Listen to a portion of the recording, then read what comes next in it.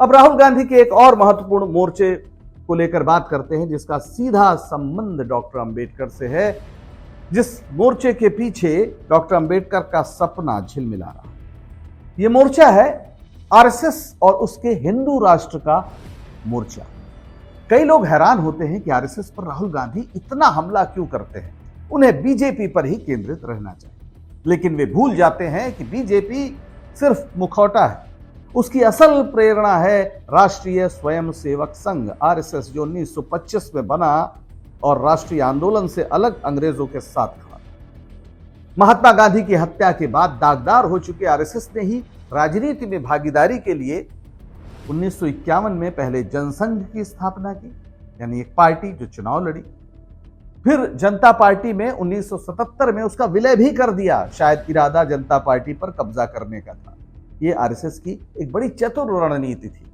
उसी समय अटल बिहारी वाजपेयी और लाल कृष्ण आडवाणी केंद्रीय मंत्री बने थे। आडवाणी सूचना और प्रसारण मंत्री और अटल बिहारी वाजपेयी विदेश मंत्री। लेकिन आरएसएस की सदस्यता को लेकर विवाद हो गया।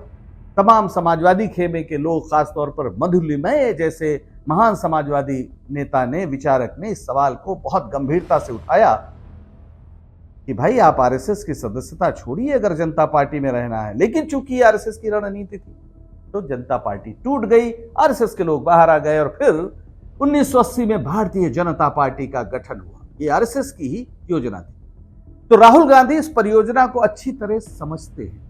यह संयोग नहीं कि 2014 में पहली बार मोदी के नेतृत्व में बहुमत की बीजेपी सरकार बनने के बाद देश में हिंदू राष्ट्र का शोर बढ़ गया है। यह वो नारा है जिसे लेकर डॉक्टर अंबेडकर ने देश को काफी पहले चेताया था, 1940 में ही। सुनिए क्या कहा था। उन्होंने कहा था, डॉक्टर अंबेडकर ने, अगर हिंदू राष्ट्र सचमुच एक वास्तविकता बन जाता है तो इसमें संदेह नहीं ये देश के लिए भयानक विपत्ति होगी, क्योंकि ये स्वाधीनता, समता और बंधुत्व के लिए खतरा है। इस दृष्टि से ये लोकतंत्र से मेल नहीं खाता। हिंदू राज को हर कीमत पर रोका जाना चाहिए। किताब है पाकिस्तान और द पार्टीशन ऑफ इंडिया, 1946 में प्रकाशित हुई, मुंबई से, लेखक डॉक्टर अंबेडकर।